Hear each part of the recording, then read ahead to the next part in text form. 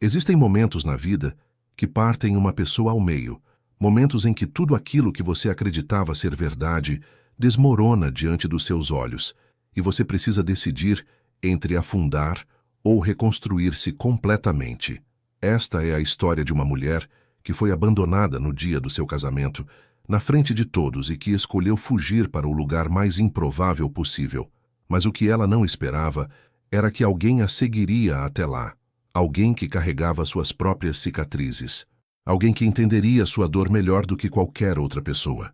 Prepare-se para conhecer a história de Isabel e do barão viúvo que mudou sua vida para sempre. Mas antes de continuarmos, confira se você já está inscrito no canal e escreva nos comentários de onde você está assistindo este vídeo. Brasil, interior de São Paulo, ano de 1922. A manhã chegou carregada de umidade e expectativa na pequena igreja matriz de Santos Dumont, uma cidade cafeeira que crescia rapidamente com a riqueza vinda das fazendas ao redor. O aroma de café recém-torrado misturava-se ao perfume das flores brancas que decoravam cada banco, cada coluna, cada canto daquele espaço sagrado. Isabel Mendes da Silva estava na sacristia, vestida com um traje de noiva que sua mãe havia costurado durante 3 meses inteiros, cada ponto feito à mão com dedicação e esperança. O vestido era simples, mas elegante, tecido de algodão fino, cor de marfim, com rendas delicadas nos punhos e no colarinho. Isabel tinha 24 anos, filha de comerciantes modestos que haviam investido todas as suas economias naquele casamento. Seu pai, seu Joaquim, era dono de uma venda no centro da cidade. Sua mãe, Dona Carmen, ajudava no comércio e cuidava da casa com mãos calejadas pelo trabalho constante. Isabel era filha única, e aquele casamento representava não apenas sua felicidade, mas também a segurança financeira da família. Do outro lado da porta de madeira maciça, 200 convidados aguardavam. Eram fazendeiros, comerciantes, professoras, funcionários da estação ferroviária, gente simples e gente importante. Todos vestidos com suas melhores roupas, todos comentando em voz baixa sobre como a noiva estava bonita, sobre como o noivo era um partido excelente, sobre como aquela união seria próspera. O noivo em questão era Rodolfo Tavares, filho do juiz da comarca, um jovem advogado de 28 anos, bonito, bem vestido, com um futuro promissor pela frente. Isabel segurava um pequeno buquê de rosas brancas colhidas na manhã daquele dia do jardim de sua casa. Suas mãos tremiam levemente, não de nervosismo comum, mas de uma inquietação que ela não conseguia nomear. Havia algo no ar que não estava certo. Dona Carmen ajustava o véu pela 10ª vez, suas mãos também trêmulas, mas seu rosto tentava transmitir calma. Ele deve estar chegando a qualquer momento, dizia sua mãe com um sorriso forçado. Você sabe como são os homens, sempre atrasados nas ocasiões importantes. Mas já se passavam 40 minutos do horário marcado. A cerimônia deveria ter começado às 10 horas da manhã, e o relógio da igreja já marcava 10h40. Isabel podia ouvir os murmúrios do outro lado da porta ficando mais altos, mais impacientes. Seu pai havia saído várias vezes para conversar com os convidados, sempre voltando com o mesmo sorriso nervoso, a mesma desculpa vazia. O padre Augusto, um homem idoso de expressão bondosa, entrou na sacristia pela 3ª vez, limpando o suor da testa com um lenço branco. Dona Carmen, senhor Joaquim, disse o padre com voz baixa, quase envergonhada. Precisamos conversar sobre o que fazer. Os convidados estão ficando inquietos. Algumas famílias já estão considerando ir embora. Isabel sentiu o estômago revirar. Ela olhou para sua mãe, que evitava seu olhar. Olhou para seu pai, cuja expressão normalmente firme agora estava desmoronando em algo parecido com desespero. Vou até a casa dos Tavares, disse seu Joaquim de repente. Deve ter acontecido alguma coisa. Um problema com a carruagem, um mal-estar. Vou descobrir e volto já. Ele saiu apressadamente e Isabel ficou sozinha com sua mãe e o silêncio pesado que ocupava a sacristia. Dona Carmen se aproximou e segurou as mãos da filha com força. Tudo vai dar certo, sussurrou, mas sua voz carecia de convicção. Você vai ver, minha filha. Tudo vai se resolver. Isabel queria acreditar. Queria que aquele desconforto no peito fosse apenas nervosismo de noiva. Mas algo profundo dentro dela já sabia a verdade. Algo já estava gritando que o dia não terminaria como planejado. Durante os 8 meses de noivado, Rodolfo havia sido atencioso, galanteador, sempre com palavras bonitas e presentes pequenos, mas significativos. Levava-a para passear na praça aos domingos, apresentou-a aos amigos importantes, falava sobre os planos que tinham juntos. Uma casa grande na avenida principal, filhos, uma vida confortável. Isabel havia se sentido sortuda. Moças de sua condição não tinham muitas opções, e casar-se com um advogado de família influente era mais do que ela poderia ter esperado. Mas nos últimos dias antes do casamento, algo havia mudado. Rodolfo tornara-se distante, suas visitas mais curtas, suas palavras menos calorosas. Quando Isabel perguntava se estava tudo bem, ele desviava o assunto, falava sobre o trabalho, sobre casos jurídicos complicados que consumiam sua atenção. Ela havia atribuído aquilo ao estresse pré-casamento, aos preparativos, às responsabilidades. Nunca imaginou que pudesse ser algo mais sério. Nunca imaginou que pudesse ser rejeição.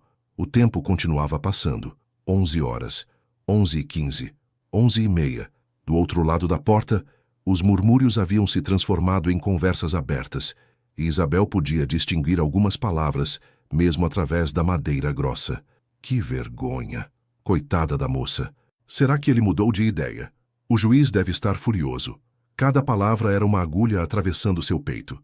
Sua mãe continuava ao seu lado, imóvel, como se movimento pudesse quebrar o frágil controle que mantinha sobre as emoções. Finalmente, após uma eternidade de espera, a porta se abriu. Seu pai entrou, e Isabel soube imediatamente pela expressão dele que suas piores suspeitas eram verdadeiras. Seu Joaquim segurava um envelope branco em mãos trêmulas.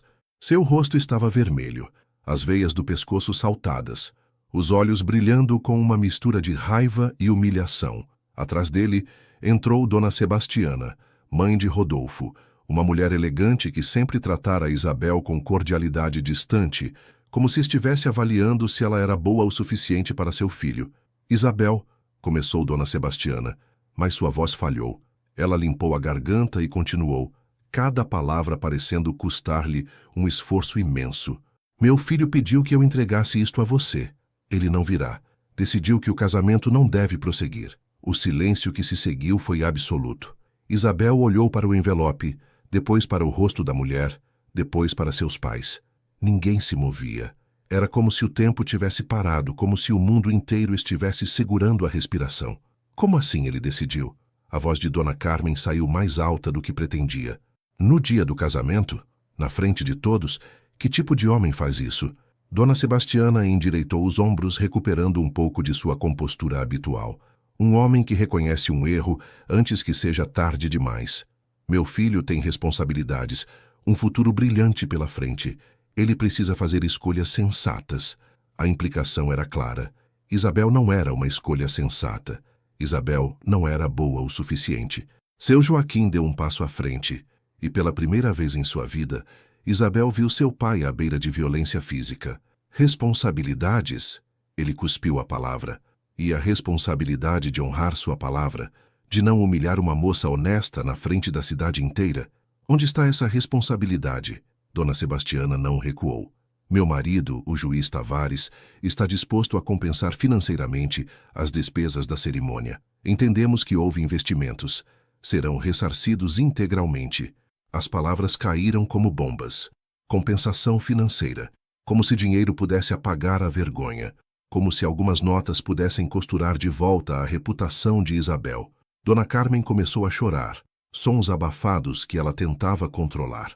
Seu Joaquim parecia prestes a explodir, e Isabel, no centro de tudo aquilo, sentia-se estranhamente distante, como se estivesse assistindo aquela cena de muito longe, como se aquilo estivesse acontecendo com outra pessoa. Com mãos que pareciam pertencer a outra pessoa, Isabel pegou o envelope. Dona Sebastiana saiu rapidamente, claramente aliviada por ter cumprido sua missão desagradável. A porta se fechou, e Isabel abriu o envelope com movimentos mecânicos.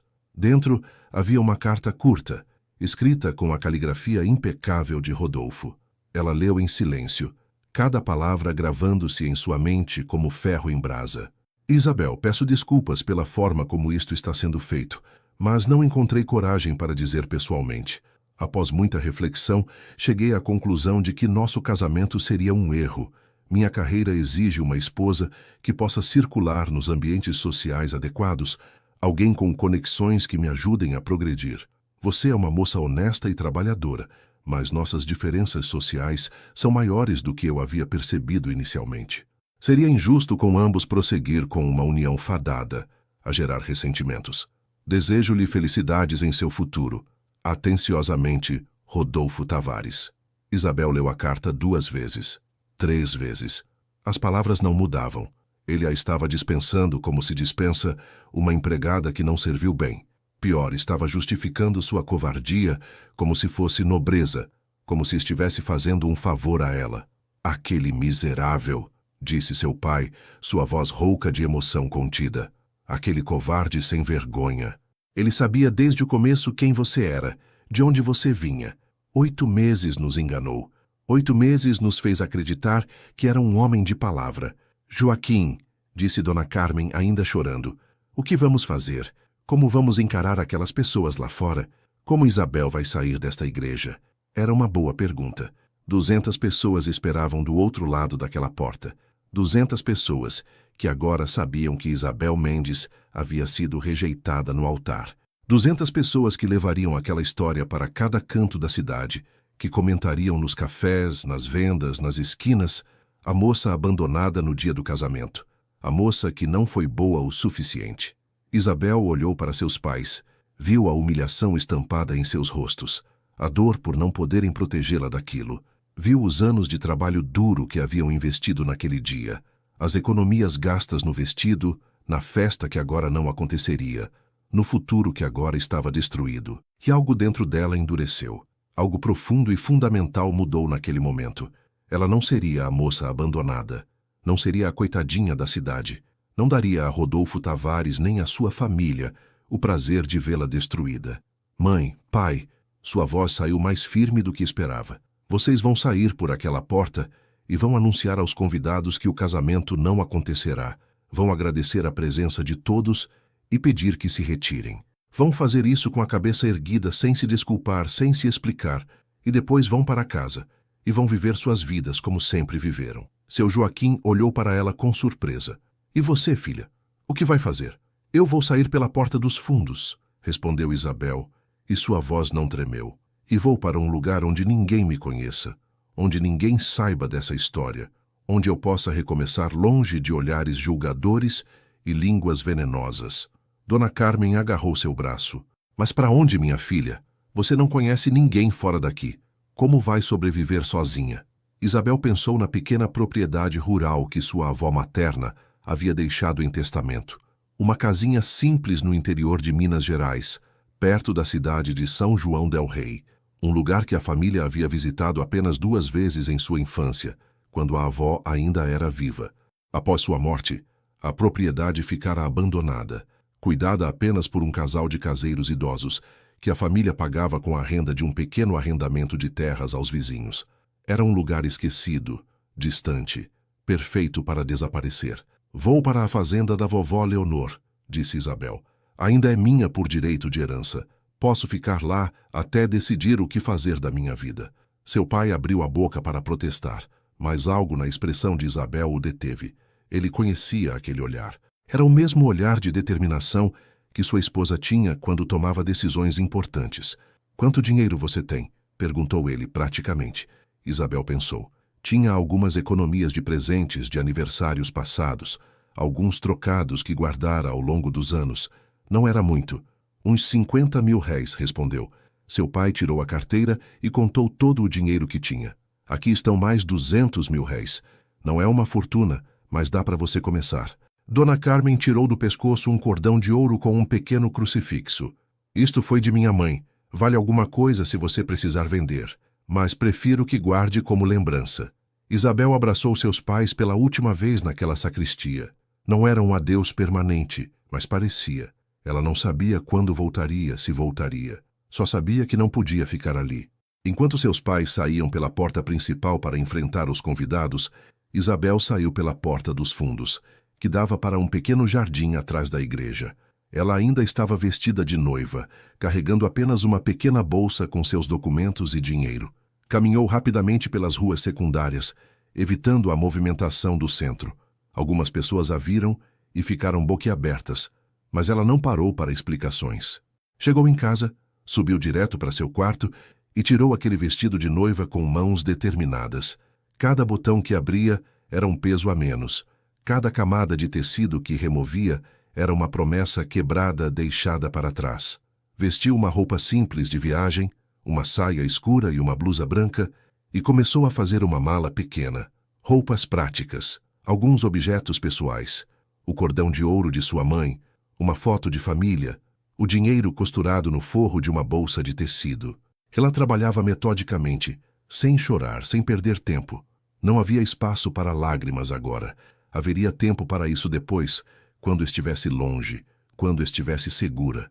Por enquanto, precisava apenas sair daquela cidade antes que a realidade do que havia acontecido a paralisasse completamente. Desceu as escadas e encontrou a casa vazia. Seus pais ainda não haviam voltado da igreja. Melhor assim. Despedidas prolongadas só tornariam tudo mais difícil. Deixou um bilhete curto sobre a mesa da cozinha. Estou bem. Vou para a fazenda da vovó. Escreverei quando chegar. Amo vocês. Isabel. Então saiu pela porta da frente, caminhou até a estação ferroviária e comprou uma passagem para São João del Rei. O próximo trem sairia em 2 horas. Ela esperou em um canto discreto da estação, escondida atrás de uma pilha de caixotes, evitando ser vista. Podia ouvir fragmentos de conversas de outras pessoas esperando pelo trem. Você ouviu sobre o casamento que não aconteceu hoje? Dizem que o noivo fugiu. Coitada da noiva, que vergonha. Isabel fechou os olhos e respirou fundo. Em breve aquelas vozes ficariam para trás. Em breve ela seria apenas mais uma passageira anônima em um trem rumando para longe. Quando finalmente embarcou, escolheu um compartimento vazio e sentou-se junto à janela. O trem apitou, as rodas começaram a girar e Santos Dumont começou a ficar para trás. Isabel olhou pela janela enquanto a cidade desaparecia, sendo substituída por campos de café, depois por pastagens, depois por matas fechadas. Cada quilômetro que se distanciava era um pequeno alívio. Cada estação que passavam sem parar era uma camada a mais entre ela e a humilhação daquela manhã. A viagem durou 1 dia e meio, com uma parada durante a noite em uma cidade intermediária, onde precisou esperar por outro trem.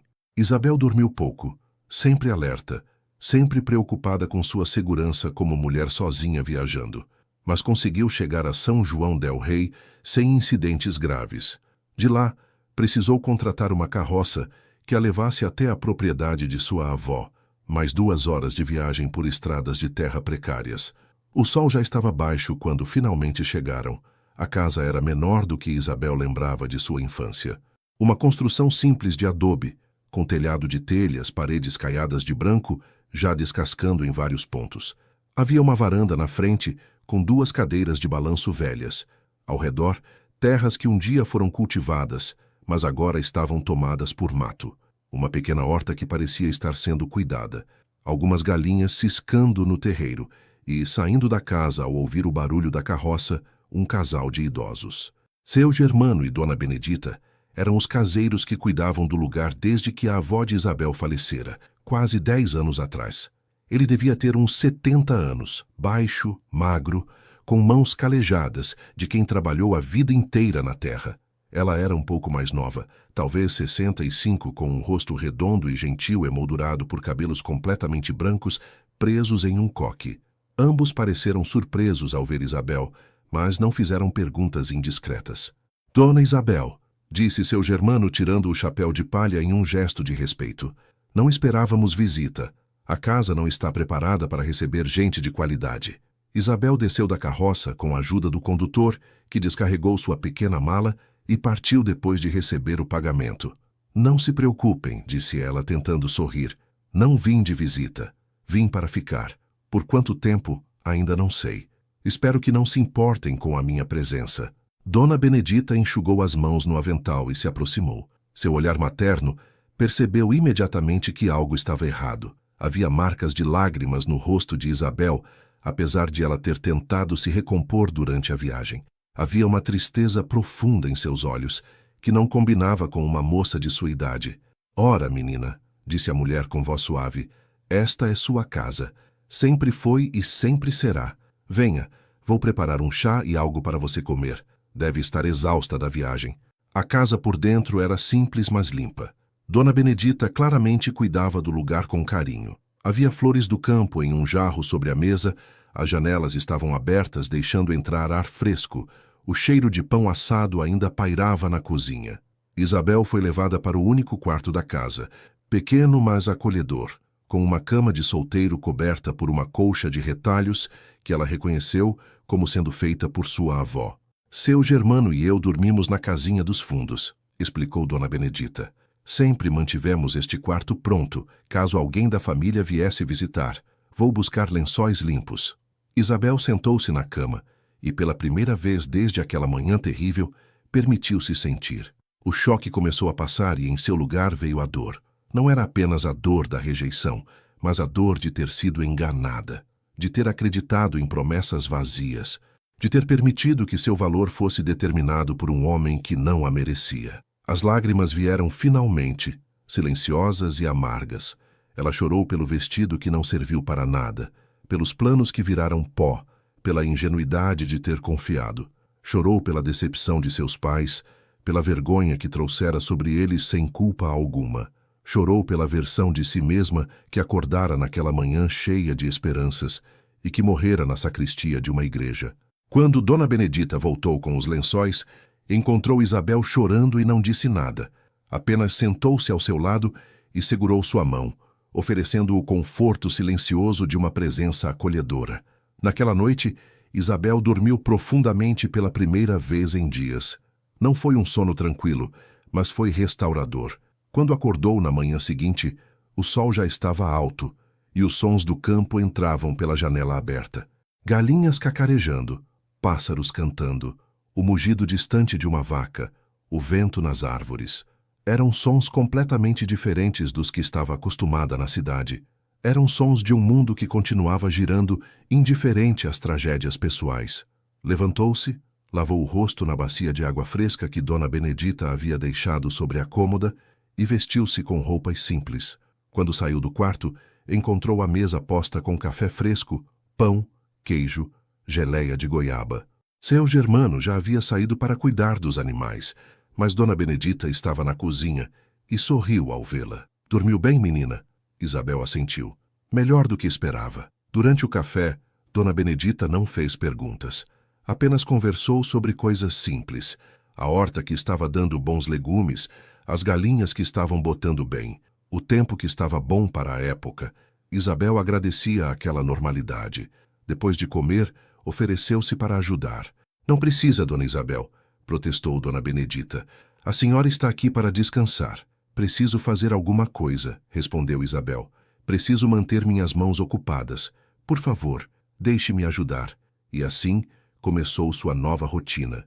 Nos dias que se seguiram, Isabel trabalhou. Trabalhou mais do que jamais havia trabalhado em sua vida. Ajudou Dona Benedita na horta, aprendendo a cuidar de plantas que nunca tinha visto antes. Ajudou seu Germano a consertar cercas, a alimentar os animais, a limpar o galinheiro. As tarefas eram simples, repetitivas e exatamente o que ela precisava. Não havia espaço para pensar no passado quando suas mãos estavam ocupadas com terra e ferramentas. As cartas de seus pais começaram a chegar na segunda semana. Eram cartas cheias de preocupação e amor. Contavam como a cidade inteira comentara o escândalo durante dias.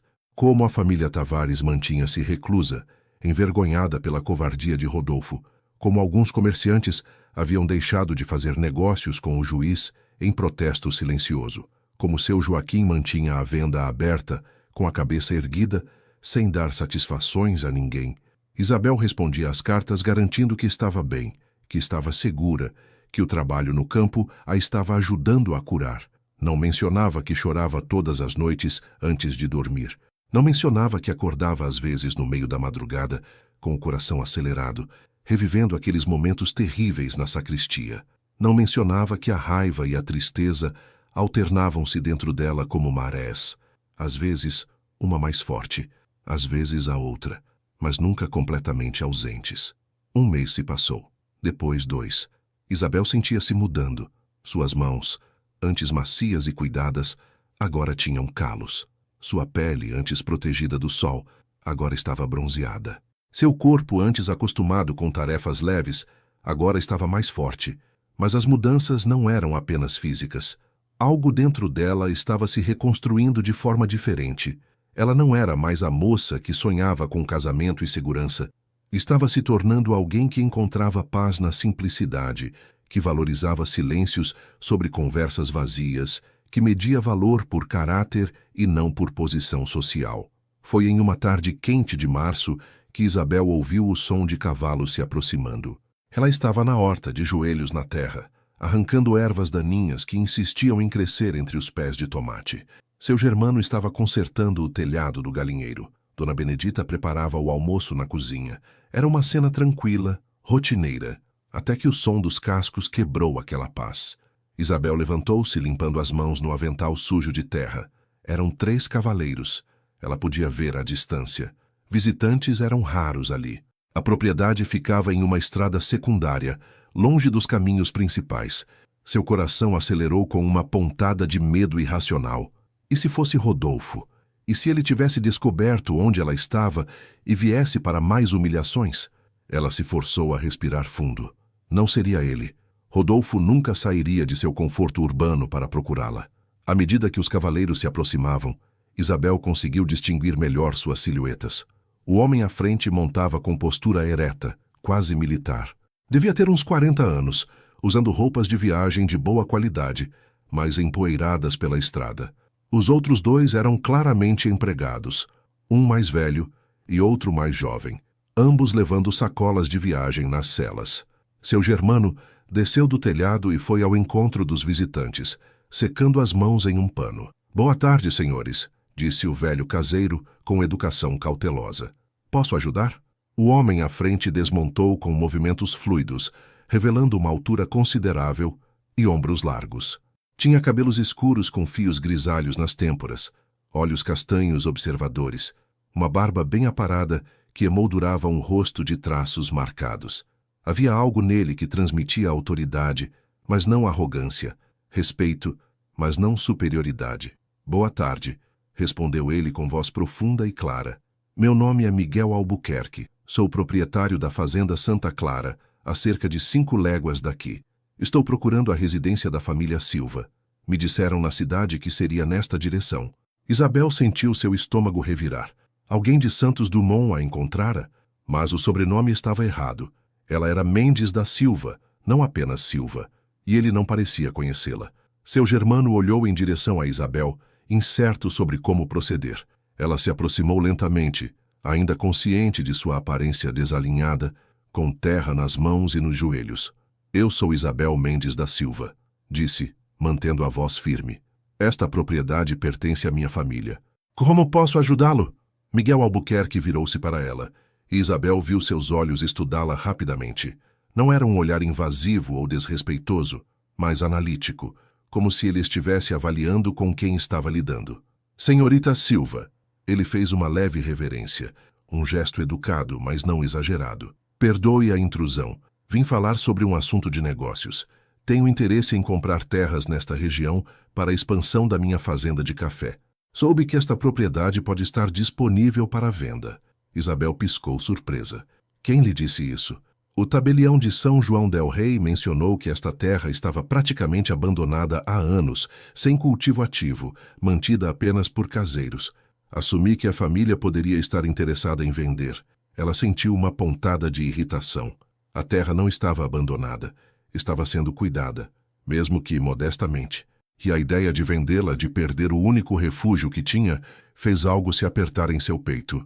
"O senhor assumiu errado", respondeu com mais firmeza do que pretendia. "Esta propriedade não está à venda. Foi herança de minha avó e pretendo mantê-la." Miguel arqueou uma sobrancelha, claramente não esperando aquela resposta. "Entendo, mas posso fazer uma oferta generosa. Esta terra, embora mal aproveitada, tem bom potencial para cultivo de café. Solo adequado, acesso à água, localização razoável. Poderia oferecer um valor que certamente compensaria qualquer apego sentimental." A maneira como disse "apego sentimental" tocou um nervo.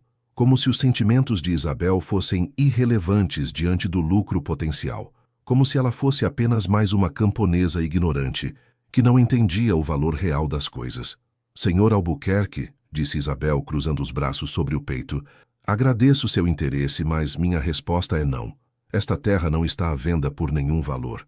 Agora, se me dá licença, tenho trabalho a fazer. Ela virou-se para voltar à horta, mas a voz dele a deteve. Perdoe-me se soei insensível, disse Miguel, e havia algo diferente em seu tom agora. Menos negociante, mais humano. Não era minha intenção diminuir o valor que esta propriedade tem para a senhorita. Apenas pensei em fazer uma proposta honesta, mas respeito sua decisão. Isabel virou-se novamente para encará-lo. Havia sinceridade em seu rosto, e cansaço também, ela notou. Olheiras profundas, linhas de tensão ao redor da boca, uma tristeza sutil nos olhos que ela reconhecia porque via a mesma tristeza no espelho todos os dias. O senhor viajou muito para chegar até aqui, disse ela, suavizando um pouco o tom. Dona Benedita pode preparar café e algo para comer antes de vocês voltarem. Miguel hesitou, claramente surpreso com o gesto de hospitalidade após a recusa. Não queremos causar mais transtorno. Não é transtorno, interrompeu Isabel. É educação básica. Venham.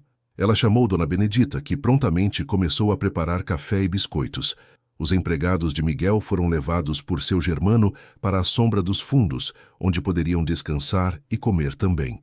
Isabel e Miguel sentaram-se na varanda, naquelas velhas cadeiras de balanço, com uma pequena mesa entre eles onde Dona Benedita colocou a bandeja com o café.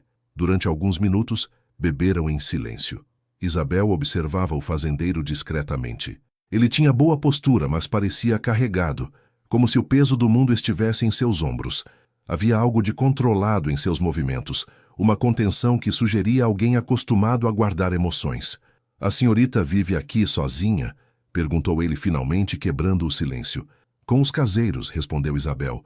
Estou aqui temporariamente cuidando da propriedade.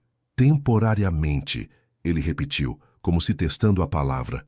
Então talvez no futuro a situação mude e a oferta de compra possa ser reconsiderada. Isabel quase sorriu da persistência dele. Ou talvez eu decida ficar permanentemente e transformar esta propriedade em algo produtivo por conta própria. Miguel tomou mais um gole de café, estudando-a com interesse renovado. A senhorita tem experiência com agricultura? Nenhuma, admitiu Isabel. Mas estou aprendendo. Seu germano tem conhecimento suficiente para me ensinar o básico. E o que não sei, posso aprender. Ele assentiu lentamente, como se avaliando se ela era ingênua ou corajosa.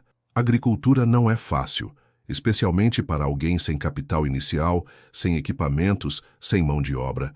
Café, então, nem se fala. Requer investimento significativo, anos até a primeira colheita rentável, conhecimento técnico específico. Não estou interessada em café, disse Isabel. Pensei em começar com algo menor. Legumes, frutas, talvez alguns porcos. Produtos que posso vender no mercado local. Miguel inclinou a cabeça, considerando. Uma abordagem sensata para começar. Mas ainda assim vai precisar de ajuda. Não pode fazer tudo sozinha. Por que o senhor se importa? Perguntou Isabel, genuinamente curiosa. Se não vou vender a terra, por que dar conselhos? Ele ficou em silêncio por um momento, olhando para o horizonte onde o sol começava a baixar. Porque sei como é tentar recomeçar, disse finalmente, sua voz mais baixa. Sei como é querer construir algo novo quando tudo desmoronou. Isabel sentiu algo se mexer dentro dela. Reconhecimento, talvez. Ou simpatia. O senhor também está recomeçando? Arriscou. Miguel olhou para ela e, pela primeira vez, sua máscara de negociante sério caiu um pouco. Minha esposa faleceu há 2 anos, disse simplesmente. Febre puerperal, 3 dias após o parto. O bebê não sobreviveu 1 semana. Desde então tenho me mantido ocupado com a fazenda, expandindo, comprando terras, construindo. Porque se eu parar, se eu ficar quieto, os pensamentos vêm. Isabel sentiu seu coração apertar. Ela conhecia aquela dor. Não era a mesma que a dela, mas era dor verdadeira. Era perda real. Sinto muito, disse, e ela quis dizer isso. Deve ter sido terrível. Foi, ele admitiu. Ainda é. Mas a vida continua, não é? Ou fingimos que continua até que um dia olhamos para trás e percebemos que realmente estamos vivendo de novo, mesmo que diferente do que era antes. Eles ficaram sentados em silêncio compartilhado. Dois estranhos que, de repente, não eram mais tão estranhos assim. Ambos carregando suas próprias feridas. Ambos tentando encontrar um caminho em meio aos escombros do que suas vidas deveriam ter sido. Quando Miguel finalmente se levantou para partir, ele virou-se para Isabel uma última vez. Se mudar de ideia sobre a venda, a oferta permanece aberta. Mas se decidir ficar e trabalhar a terra e precisar de conselhos sobre agricultura, pode me procurar. Vizinhos devem se ajudar. Vizinhos? Isabel ergueu uma sobrancelha. 5 léguas de distância faz de nós vizinhos? No interior faz. Ele respondeu com um pequeno sorriso, o primeiro que ela via no rosto dele. Especialmente quando não há muitos por perto. Ele montou seu cavalo com a mesma graça fluida com que descera. Boa tarde, senhorita Silva. Obrigado pelo café. Senhor Albuquerque, ela acenou enquanto ele e seus empregados partiam. Isabel ficou na varanda até eles desaparecerem no horizonte. Algo naquele encontro a havia deixado inquieta. Não de forma ruim, apenas diferente. Era a primeira conversa real que tinha com alguém além dos caseiros desde que chegara.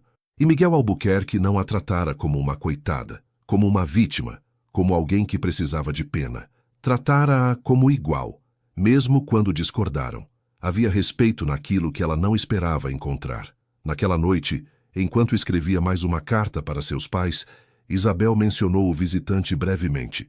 Um fazendeiro veio hoje oferecendo comprar a propriedade. Recusei, claro, mas ele me fez pensar que talvez eu possa realmente fazer algo produtivo aqui, transformar este lugar em mais do que apenas um esconderijo, fazer dele um lar de verdade.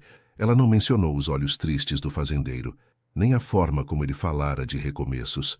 Algumas coisas eram pessoais demais para compartilhar, mesmo com os pais.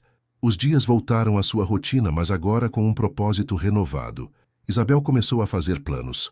Conversou longamente com seu germano sobre o que a terra poderia produzir.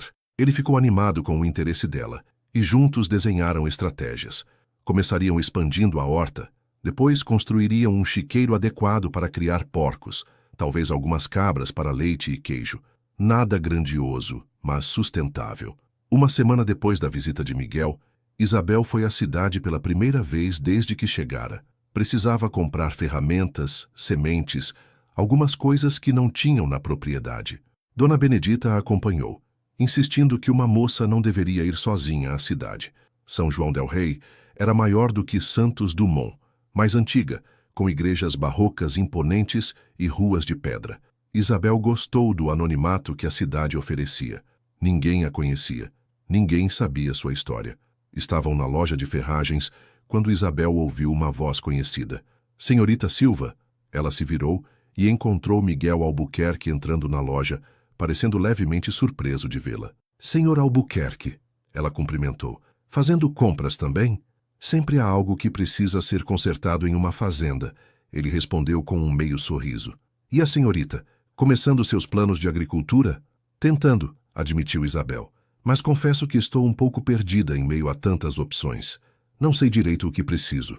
Miguel hesitou. Depois ofereceu. Se quiser, posso ajudá-la a escolher. Tenho alguma experiência com ferramentas. Isabel avaliou a oferta. Parte dela queria recusar, manter sua independência, não dever favores. Mas a parte prática reconhecia que realmente não sabia o que estava fazendo. Agradeço a ajuda, disse finalmente. Durante a hora seguinte, Miguel a guiou pela loja, explicando para que servia cada ferramenta, quais eram essenciais, quais podiam esperar. Ele era paciente, nunca condescendente, tratando suas perguntas com seriedade. Este tipo de enxada é melhor para solo mais duro, explicava.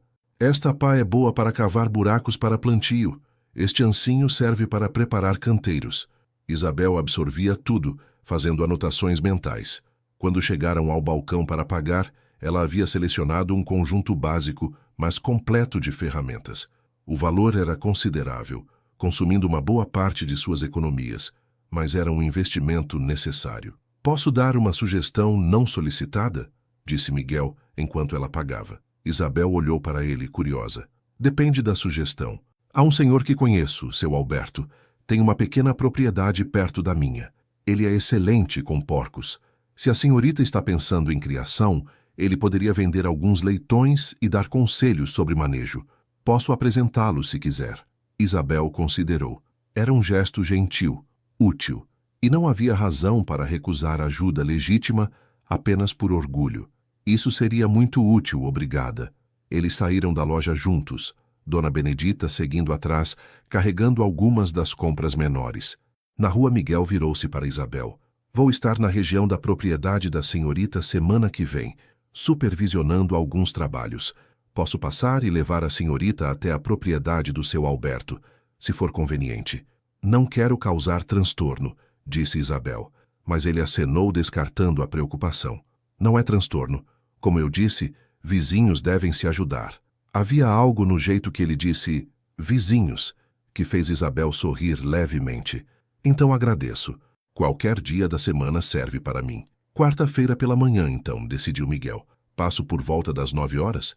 Isabel concordou, e eles se despediram. No caminho de volta para casa, Dona Benedita comentou: parece um homem de bem esse fazendeiro. Educado, prestativo. Parece, concordou Isabel, não querendo elaborar sobre o que pensava de Miguel Albuquerque. Na quarta-feira seguinte, Miguel chegou pontualmente às 9 da manhã. Desta vez veio sozinho, montando um cavalo castanho robusto. Isabel já estava pronta, vestida com roupas práticas de trabalho. Seu germano trouxera a égua mais mansa do pequeno estábulo, e Isabel montou com alguma dificuldade. Não era cavaleira experiente, mas conseguiu se manter na sela com dignidade razoável. A cavalgada até a propriedade de seu Alberto levou 40 minutos. Miguel manteve um ritmo confortável, ocasionalmente apontando pontos de referência no caminho. Aquele morro ali marca a divisa da minha fazenda, dizia. Aquele córrego nunca seca, mesmo no auge da seca.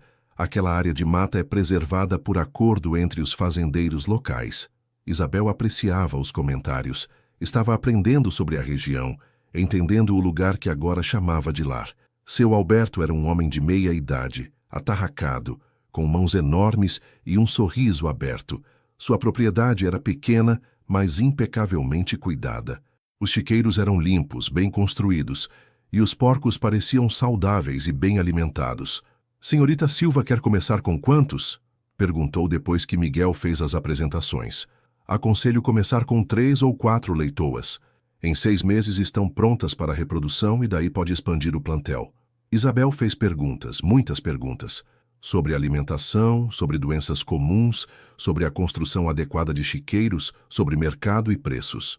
Seu Alberto respondia tudo com paciência, claramente feliz em compartilhar seu conhecimento. No final, Isabel comprou 4 leitoas jovens que seriam entregues na semana seguinte junto com sacos de ração inicial e instruções detalhadas. No caminho de volta, Miguel estava mais falante. A senhorita aprende rápido, comentou. Fez todas as perguntas certas. Não posso me dar ao luxo de cometer erros por ignorância, respondeu Isabel. Cada decisão precisa ser bem pensada. Ele olhou para ela com uma expressão que ela não soube interpretar. A senhorita fala como alguém que aprendeu isso da forma difícil. Isabel não respondeu imediatamente. Eles cavalgaram em silêncio por alguns minutos antes que ela finalmente dissesse: todos aprendemos da forma difícil, eventualmente. É parte da vida. Verdade, concordou Miguel suavemente. Mas alguns aprendem lições mais duras que outros. Havia algo na voz dele que fez Isabel olhar em sua direção. Ele mantinha os olhos na estrada à frente, mas ela podia ver a tensão em sua mandíbula, a tristeza que nunca estava longe de seus olhos. O senhor ainda pensa nela todos os dias? Perguntou Isabel baixinho, sabendo que ele entenderia sobre quem ela falava. Miguel não fingiu não entender. Todos os dias, admitiu.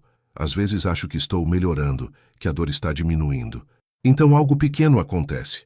Uma música que ela gostava, o cheiro de uma flor que ela cultivava, e tudo volta com força total. E o bebê?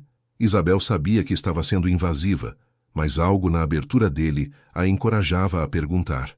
Um menino, disse Miguel, sua voz ficando rouca. Viveu 6 dias. Nunca o segurei. Quando minha esposa morreu, eu não conseguia nem olhar para ele. E então ele também se foi, e vivi com a culpa de não ter lhe dado nem mesmo esse consolo final. Isabel sentiu lágrimas queimarem seus olhos. A dor dele era palpável, crua mesmo 2 anos depois. Sinto muito, disse, sabendo que as palavras eram inadequadas, mas necessárias. pela sua esposa e pelo seu filho, e sinto que carregue culpa por algo que não foi sua responsabilidade. Dor nos faz pensar coisas irracionais sobre nós mesmos. Ele olhou para ela então, realmente olhou, e Isabel viu reconhecimento em seus olhos. A senhorita também carrega algo pesado. Não foi uma pergunta. Por isso está aqui, escondida em uma propriedade remota, trabalhando como se estivesse tentando se esgotar fisicamente. Isabel desviou o olhar. Não estou escondida. Estou recomeçando. As duas coisas podem ser verdade ao mesmo tempo, disse Miguel gentilmente. Eles chegaram à propriedade de Isabel antes que ela precisasse responder. Ao desmontar, Miguel segurou as rédeas de ambos os cavalos por um momento. Senhorita Silva, sei que mal nos conhecemos, mas se algum dia precisar conversar, ou simplesmente de companhia silenciosa, minha porta está aberta. Às vezes ajuda a falar com alguém que entende o peso de recomeços. Isabel olhou para aquele homem alto, com seus olhos tristes e sua bondade inesperada. Obrigada, Sr. Albuquerque, e o mesmo vale para o senhor. Ele assentiu, montou novamente e partiu. Isabel ficou observando até ele desaparecer, sentindo algo estranho no peito. Não era atração, pelo menos não no sentido romântico. Era algo mais profundo e mais simples. Era conexão. Era o reconhecimento de duas almas feridas que, de alguma forma, encontraram uma a outra no meio do nada, sem julgamentos, sem expectativas, apenas com compreensão mútua. Nas semanas que se seguiram, Miguel passou a aparecer com alguma regularidade. Nunca sem motivo claro, sempre havia uma desculpa. Estava na região e trouxe mudas de hortaliças que sobraram em sua fazenda. Seu Alberto mandou recados sobre os porcos. Havia uma feira de animais na cidade e talvez Isabel quisesse ir. Ela aceitava as visitas, os gestos de ajuda, porque reconhecia pelo que eram. Tentativas de um homem solitário de construir conexões humanas novamente. E Isabel descobriu que apreciava a companhia dele. Miguel era inteligente, bem informado, capaz de conversar sobre diversos assuntos. Ele a tratava como igual, nunca condescendente, sempre interessado em suas opiniões.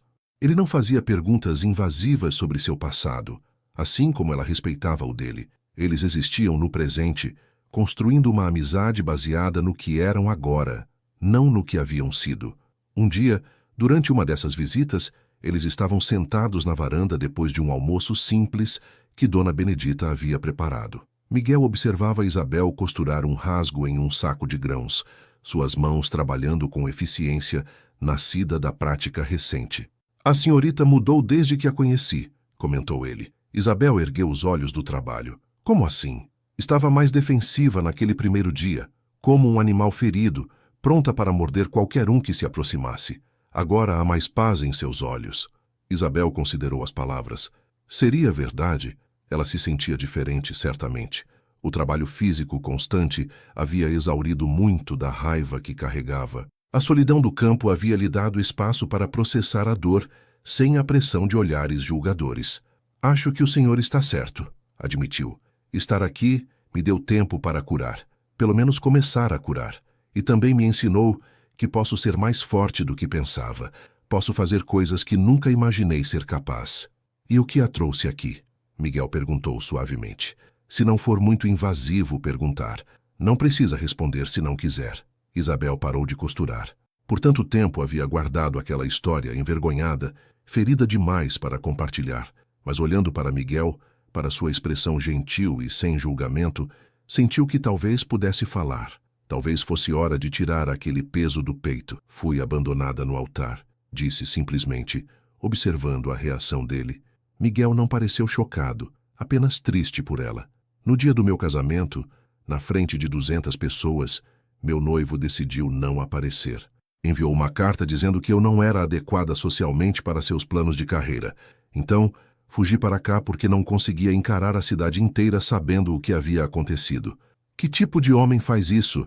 Disse Miguel, e havia raiva genuína em sua voz. Que tipo de covarde humilha uma mulher publicamente em vez de ter a decência de uma conversa privada?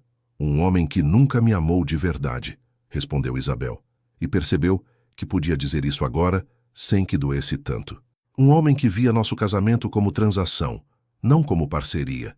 Levei tempo para aceitar isso, mas agora vejo que ele me fez um favor.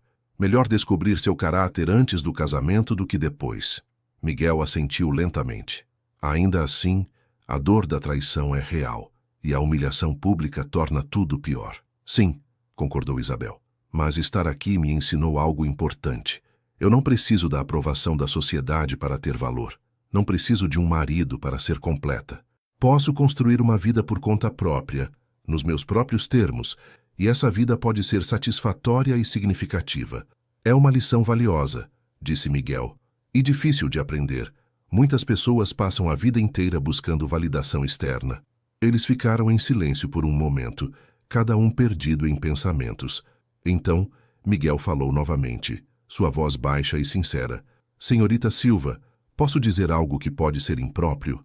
Isabel o encarou, curiosa e levemente apreensiva. Depende do que for. O homem que a abandonou foi um tolo, disse Miguel, segurando seu olhar, não por causa de sua posição social ou conexões, mas porque claramente não reconheceu a força de caráter que a senhorita possui, a resiliência, a determinação, a capacidade de se reconstruir. Essas são qualidades raras e preciosas. Ele perdeu algo valioso por pura estupidez. Isabel sentiu o rosto esquentar. Não era exatamente uma declaração romântica, mas vinda de Miguel, aquelas palavras significavam muito. Eram sinceras, ponderadas, vindas de alguém que conhecia dor e perda, que entendia o verdadeiro valor das coisas. Obrigada, disse suavemente. Isso significa mais do que o senhor imagina ouvir. Apenas falei a verdade, respondeu Miguel, voltando a olhar para o horizonte. Os meses passaram, e o verão deu lugar ao outono. A propriedade de Isabel começou a prosperar sob seus cuidados. As hortas produziam abundantemente. Os porcos engordavam saudáveis. Ela começou a vender excedentes no mercado da cidade, fazendo contatos, construindo uma pequena reputação como produtora confiável. O dinheiro que entrava não era muito, mas era suficiente para cobrir despesas e ainda guardar um pouco. Sua correspondência com os pais continuava regular. Eles haviam aceitado que ela não voltaria tão cedo, talvez nunca. Nas cartas contavam que o escândalo havia se tornado velho, substituído por novos acontecimentos na cidade. Rodolfo Tavares havia se casado com a filha de um político de outra cidade, um casamento claramente arranjado para benefício mútuo das famílias. Ninguém falava mais de Isabel, exceto ocasionalmente com Piedade, que ela preferiu à zombaria. Uma tarde de maio, com o ar ficando mais fresco e as primeiras folhas começando a cair, Miguel apareceu sem aviso, mas desta vez era diferente. Ele parecia nervoso, inquieto, como alguém prestes a fazer algo importante. Isabel notou imediatamente. Aconteceu algo? Perguntou preocupada. Não, nada de ruim. Ele se apressou em tranquilizá-la. Apenas, preciso falar com a senhorita sobre algo importante. Podemos conversar? Isabel levou-o para a varanda, seu coração acelerando sem saber por quê. Sentaram-se nas cadeiras de balanço, e por um momento, Miguel apenas olhou para as mãos, reunindo palavras. Finalmente ele começou a falar. Senhorita Silva, Isabel, nos últimos meses a senhorita se tornou importante para mim. Mais importante do que imaginei que alguém poderia se tornar de novo. Isabel sentiu seu coração apertar. Ela sabia o que estava vindo e não sabia se estava pronta. Miguel, por favor, deixe-me terminar. Ele pediu gentilmente. Não estou declarando amor eterno. Não acredito que isso seja possível para nenhum de nós depois do que passamos. Mas estou dizendo que encontrei em sua companhia algo que não esperava encontrar de novo. Paz, compreensão, uma conexão que não exige que eu finja ser algo que não sou. Eu sinto o mesmo, admitiu Isabel, porque era verdade. Sua amizade tem sido importante para mim. Tem me ajudado a curar. Amizade, repetiu Miguel, e então olhou diretamente para ela. E se pudesse ser mais? Não estou falando de romance apaixonado ou grandes gestos. Estou falando de parceria, de duas pessoas que entendem dor e perda, que estão reconstruindo suas vidas, fazendo isso juntas. De companheirismo, respeito e a possibilidade de algo mais crescer com o tempo. Isabel sentiu lágrimas queimarem seus olhos. Parte dela queria dizer sim imediatamente. Miguel era um homem bom, gentil, que a respeitava genuinamente. Mas outra parte, a parte que ainda carregava cicatrizes, hesitava. Tenho medo, confessou. Medo de confiar de novo. Medo de que a história se repita de formas diferentes. Medo de não ser suficiente. Você é mais do que suficiente, disse Miguel com firmeza. E eu não sou Rodolfo Tavares. Não a estou avaliando por critérios sociais ou calculando vantagens. Estou apenas um homem cansado de estar sozinho, pedindo a uma mulher que respeito profundamente que considere construir algo novo comigo. Preciso de tempo, disse Isabel. Não para decidir se o senhor é um bom homem, isso eu já sei, mas para ter certeza de que estou fazendo isso pelos motivos certos. Não quero aceitar por medo da solidão ou por conveniência. Se formos fazer isso, quero fazer com honestidade completa. Miguel assentiu, claramente esperando aquela resposta. Entendo. E não tenho pressa. Já esperei 2 anos para sentir qualquer coisa de novo. Posso esperar mais um pouco. Apenas saiba que minha proposta é sincera e permanecerá aberta enquanto a senhorita precisar. Ele se levantou para ir embora, mas Isabel segurou sua mão. Miguel, obrigada por sua honestidade, por seu respeito, por não me pressionar. São qualidades raras. Ele apertou a mão dela suavemente. Você merece nada menos que respeito, Isabel. Merece alguém que espere, que entenda, que valorize quem você é. E se eventualmente decidir que esse alguém não sou eu, ainda serei grato pela amizade que construímos. Depois que ele partiu, Isabel ficou na varanda até o sol se pôr, pensando. Pensou sobre Rodolfo e sua traição.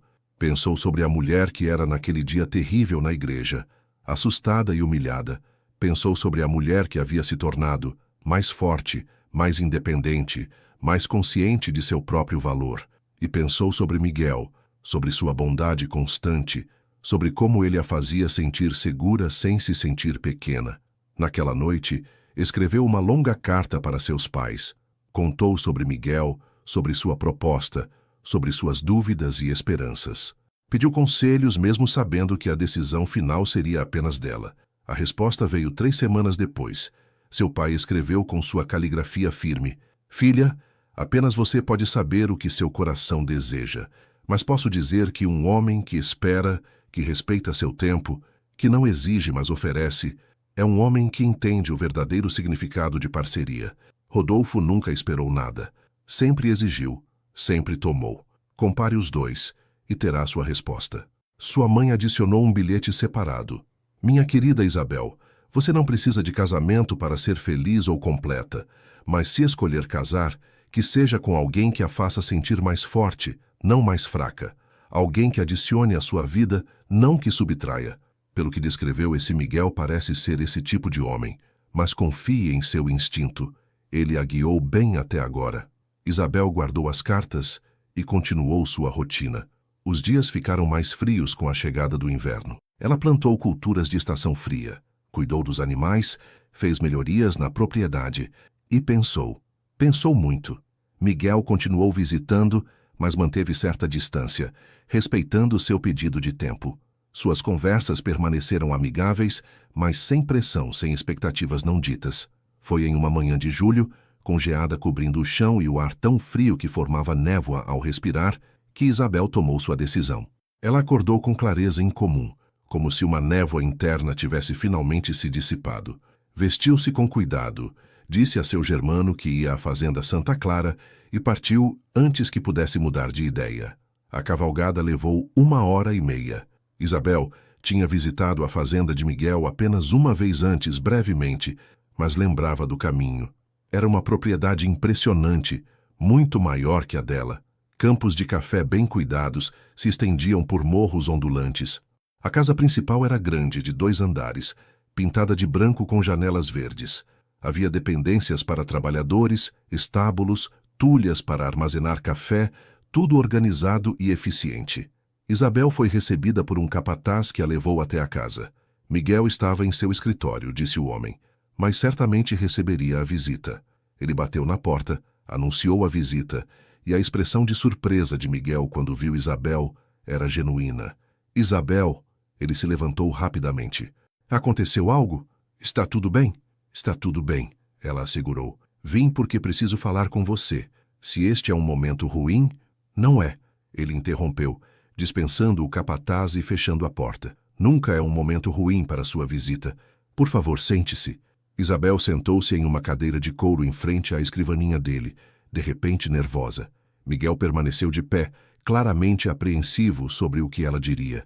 Passei os últimos meses pensando, começou Isabel, sobre o que você propôs, sobre o que eu quero, sobre quem eu sou agora versus quem eu era. E chegou a uma conclusão? Miguel perguntou cuidadosamente. Sim, Isabel respirou fundo. Concluí que tenho medo. Medo de confiar, medo de ser vulnerável, medo de que a história se repita. Mas também concluí que deixar o medo ditar minha vida seria dar a Rodolfo uma vitória que ele não merece. Ele não devia ter o poder de me impedir de seguir em frente. Miguel deu um passo à frente, esperança crescendo em seus olhos. Isabel, deixe-me terminar, ela pediu. Não estou aceitando sua proposta por desespero ou solidão. Não estou aceitando porque acho que preciso de casamento para ser válida. Estou aceitando porque, nos últimos meses, você provou ser exatamente o tipo de parceiro que eu precisaria se fosse me casar novamente.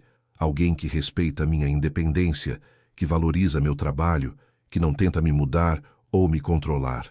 Eu estou aceitando, ele continuou, porque quando penso no futuro, a versão que me faz mais feliz é aquela onde você está presente, não como meu salvador ou protetor, mas como meu companheiro, meu amigo, meu parceiro. Estou aceitando porque confio em você de uma forma que não achei que pudesse confiar em alguém de novo. Miguel atravessou a distância entre eles em 2 passadas longas, ajoelhando-se diante de sua cadeira e tomando suas mãos. Isabel, prometo que honrarei essa confiança todos os dias. Não serei perfeito, cometeremos erros, mas prometo sempre tratar você com respeito, sempre valorizar suas opiniões, sempre trabalhar ao seu lado como igual.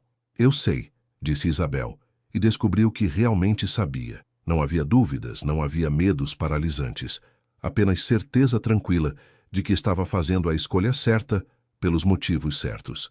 Então sim, Miguel, sim, vou casar com você.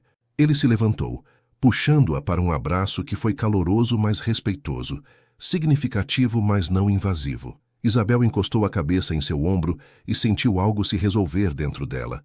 Isto não era o romance de contos de fadas que ela havia imaginado quando mais jovem. Era algo melhor, era real, construído sobre fundações sólidas de respeito mútuo e compreensão genuína.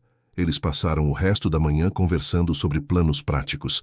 Miguel insistiu que Isabel poderia manter sua propriedade, que não precisava abandonar o que havia construído. Podemos viver aqui durante as estações de plantio e colheita do café, sugeriu, e em sua propriedade nas outras épocas. Ou você pode continuar administrando sua terra enquanto eu cuido da minha, e nos encontramos regularmente. Não precisa haver regras rígidas. Acho que seria bom manter ambas as propriedades, disse Isabel pensativa. A minha para culturas menores e animais, a sua para café. Poderíamos torná-las complementares, não competitivas. Miguel sorriu. Vê? Já está pensando como parceira de negócios. É exatamente esse tipo de perspectiva que aprecio em você. Eles decidiram casar-se discretamente, sem grande cerimônia. Nenhum dos dois queria pompa ou multidões. Uma cerimônia simples na igreja de São João del Rei, apenas com testemunhas necessárias e talvez alguns amigos próximos.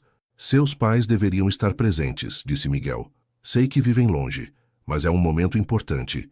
Eles deveriam estar aqui. Isabel concordou, tocada pela consideração dele. Ela escreveu imediatamente para seus pais, contando as novidades e convidando-os para a cerimônia. A resposta chegou por telegrama em vez de carta. Partindo semana que vem. Mal podemos esperar para conhecer ele. Te amamos, mãe e pai. Os preparativos levaram 1 mês. Não havia muito a fazer, intencionalmente. Isabel não queria nada que lembrasse sua primeira tentativa de casamento. Sem vestido elaborado, sem flores excessivas, sem lista de convidados interminável. Apenas uma cerimônia significativa entre 2 pessoas que escolhiam construir uma vida juntas. Ela comprou um vestido simples, mas bonito, azul claro, apropriado para uma noiva que não era mais jovem nem ingênua. Seus pais chegaram 3 dias antes da cerimônia. O reencontro foi emocional. Dona Carmen chorou ao abraçar a filha, comentando como ela estava diferente, mais madura, mais forte.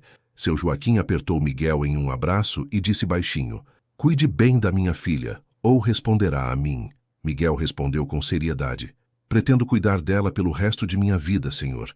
Tem minha palavra». Na noite anterior ao casamento, Isabel e sua mãe ficaram acordadas conversando. «Você tem certeza, filha?»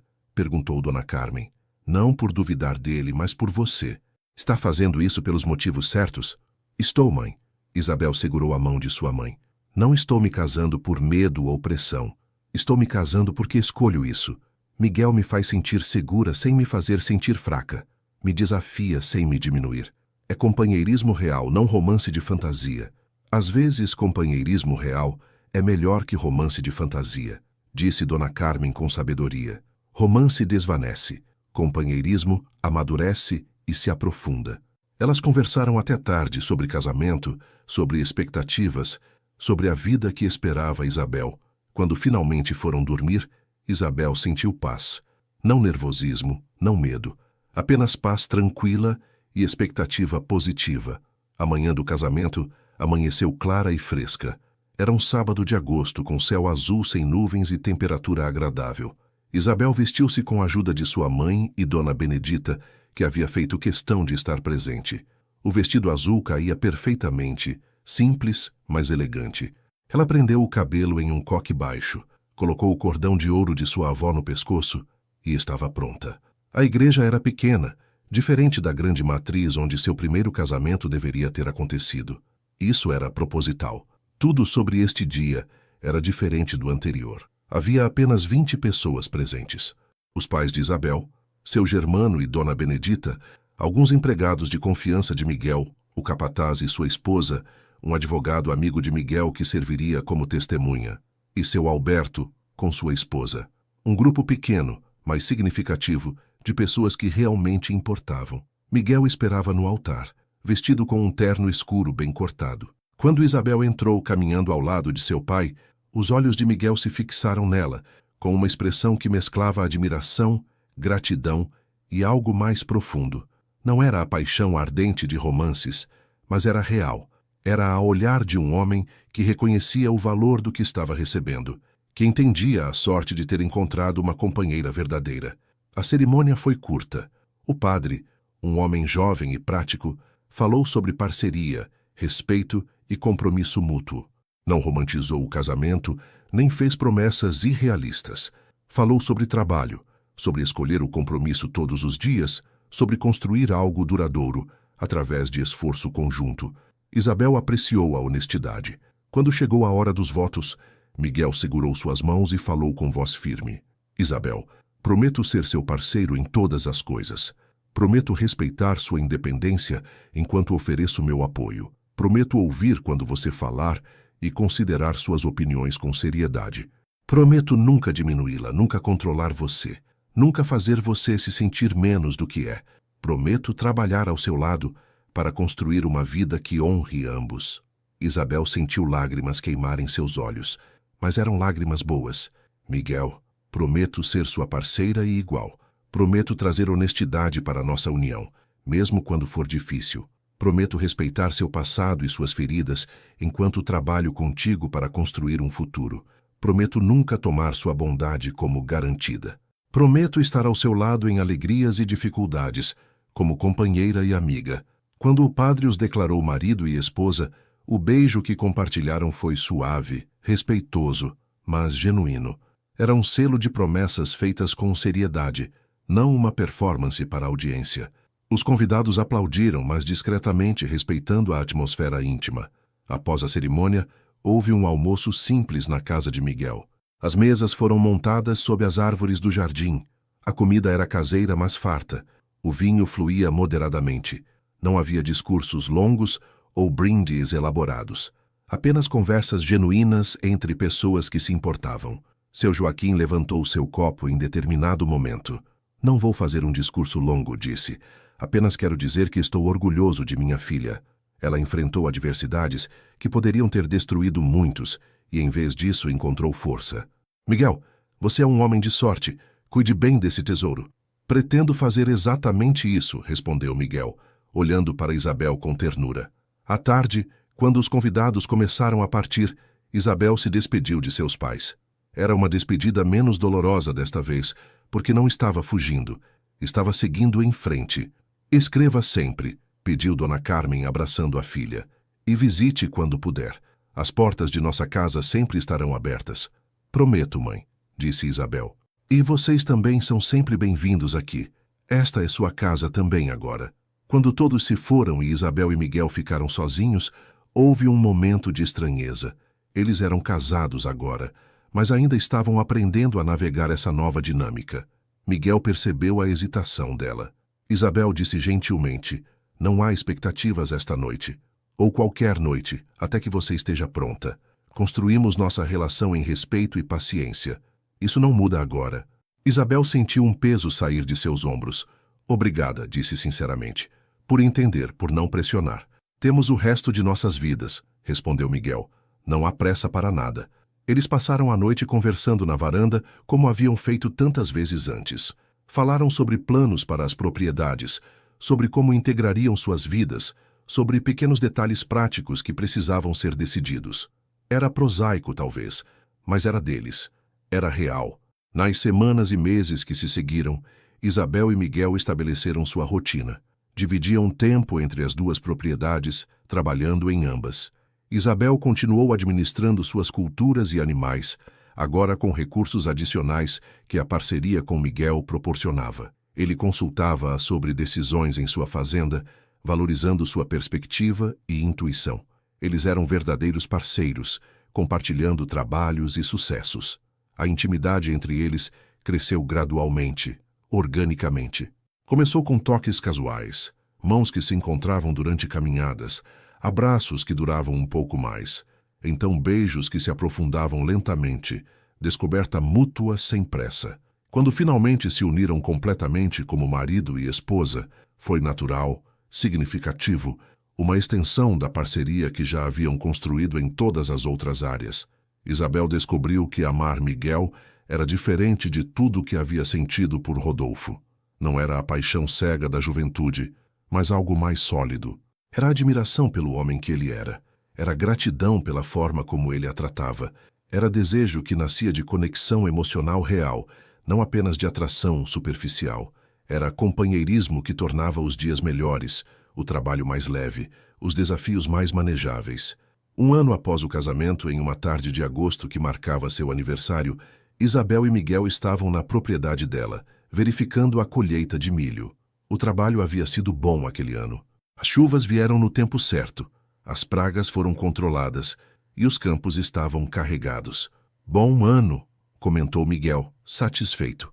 Sua intuição sobre plantar aqui estava certa. O solo respondeu bem. "Nosso trabalho conjunto", corrigiu Isabel. "Eu não teria conseguido sem seus conselhos e recursos." Ele sorriu, passando o braço pelos ombros dela. "Gosto de como você sempre enfatiza o nosso. Parceria real." Eles caminharam de volta para a casa, onde Dona Benedita havia preparado um jantar especial para celebrar o aniversário. A mesa estava posta com esmero, velas acesas, os pratos favoritos de ambos.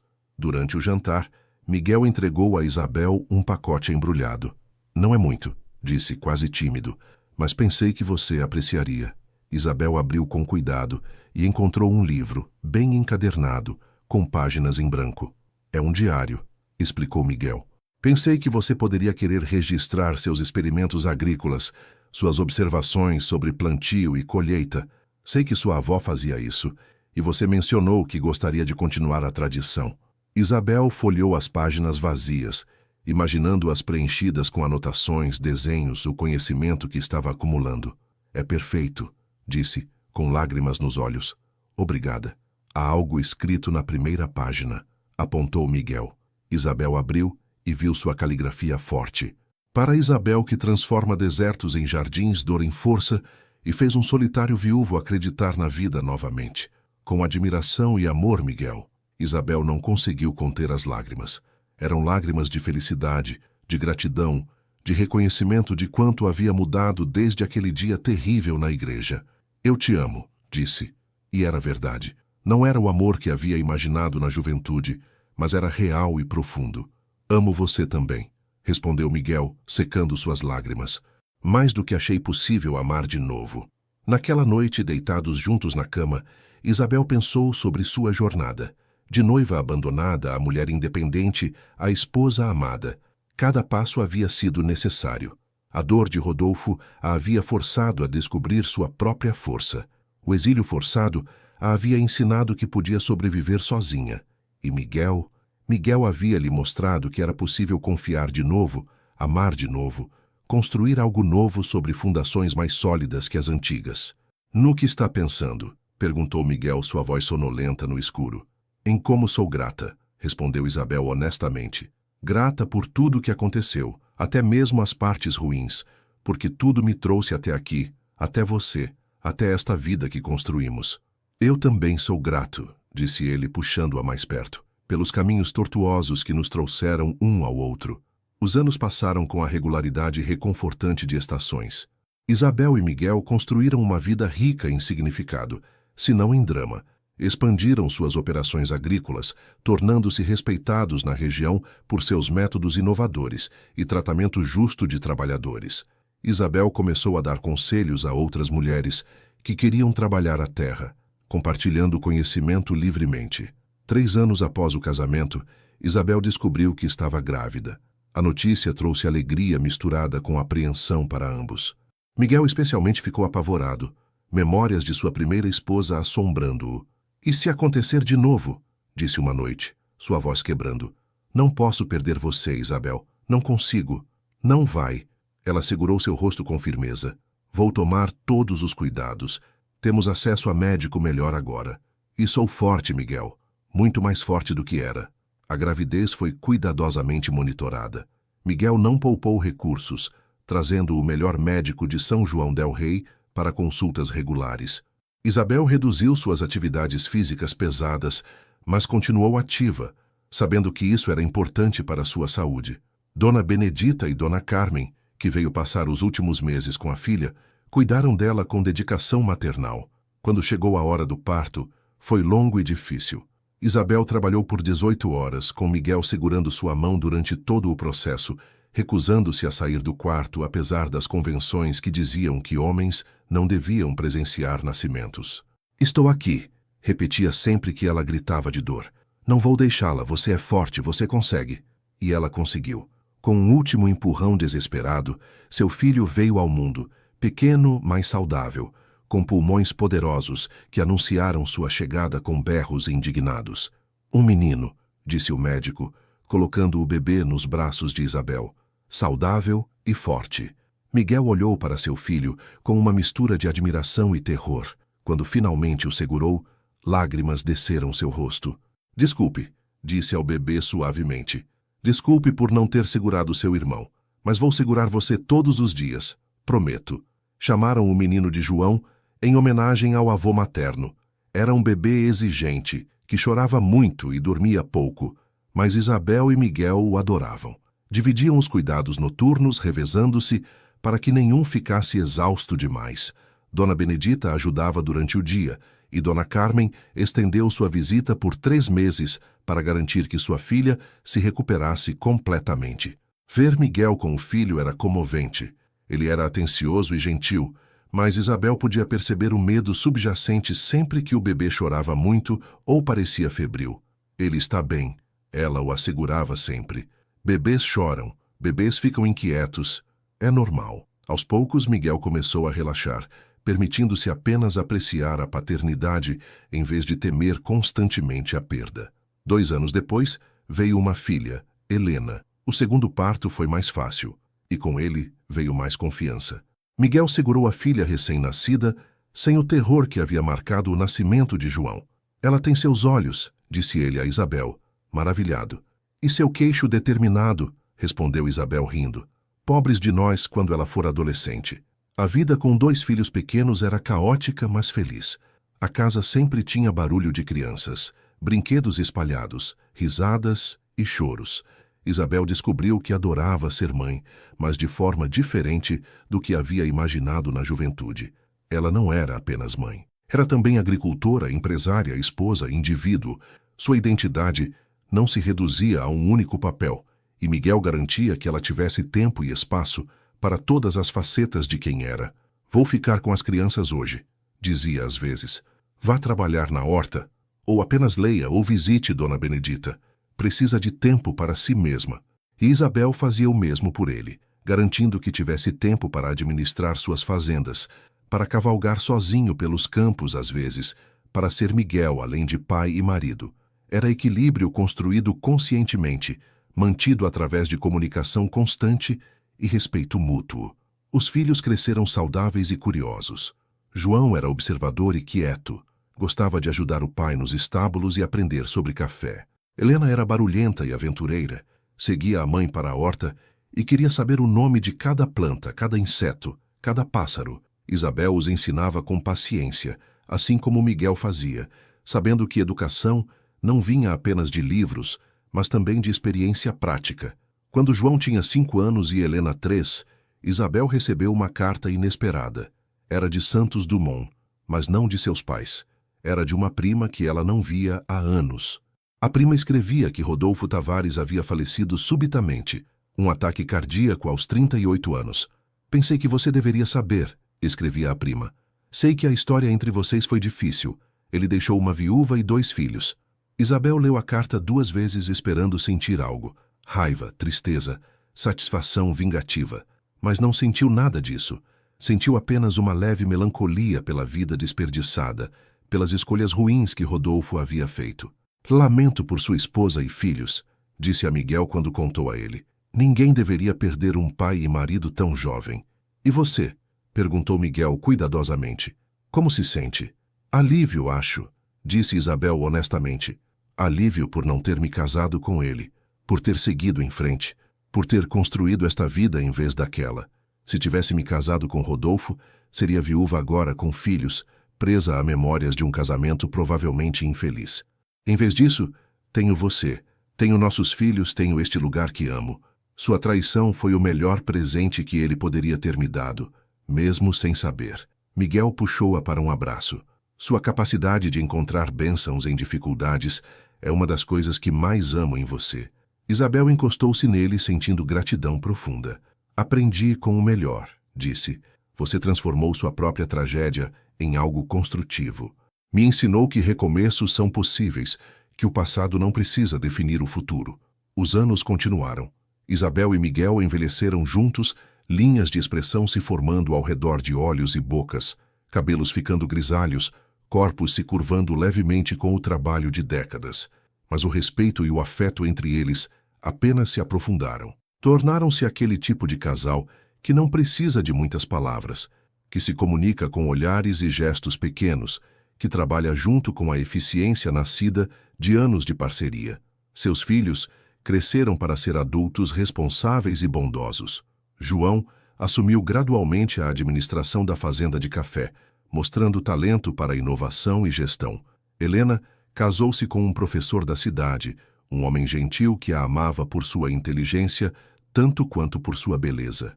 Ambos os filhos mantiveram-se próximos, visitando regularmente, trazendo netos para alegrar os dias de Isabel e Miguel.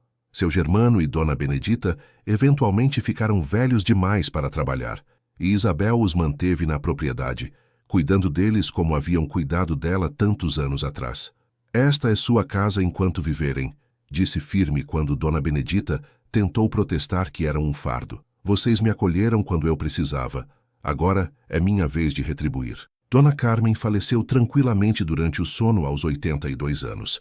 Isabel e Miguel foram ao funeral em Santos Dumont, a primeira vez que Isabel voltava à cidade em quase 30 anos. Ela mal reconhecia o lugar. Havia mudado muito, crescido, modernizado. A igreja onde seu casamento não acontecera ainda estava lá, mas parecia menor, menos imponente do que em suas memórias. Está bem? Perguntou Miguel enquanto passavam pela igreja. Sim, respondeu Isabel, e era verdade. Foi outra vida, outra pessoa. Não tenho mais nenhuma ligação emocional com este lugar. Depois do funeral, seu Joaquim, agora com 85 anos e fragilizado, decidiu mudar-se para perto deles.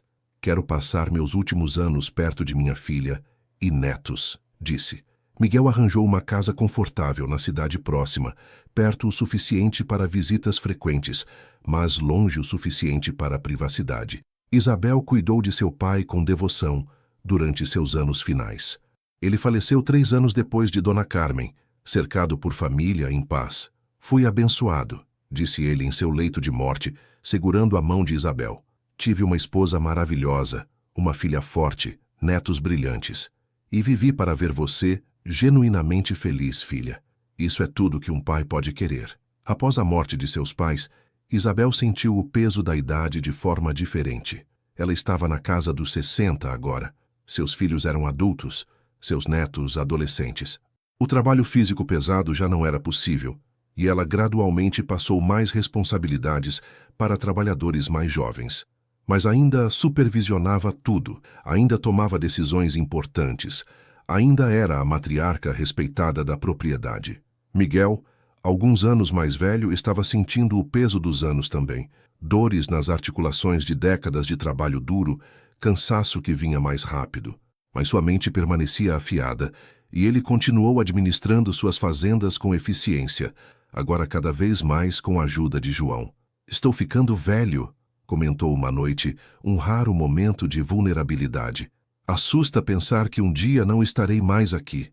Me assusta também, admitiu Isabel. Mas olhe o que construímos, Miguel. Esta propriedade próspera, nossos filhos bem estabelecidos, netos que crescem saudáveis. Nosso legado continua muito além de nós mesmos. Nossa história continua, corrigiu Miguel suavemente.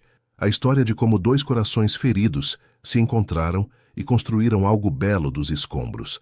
Espero que nossos netos contem essa história, que aprendam que nunca é tarde demais para recomeçar, que traições não precisam nos destruir.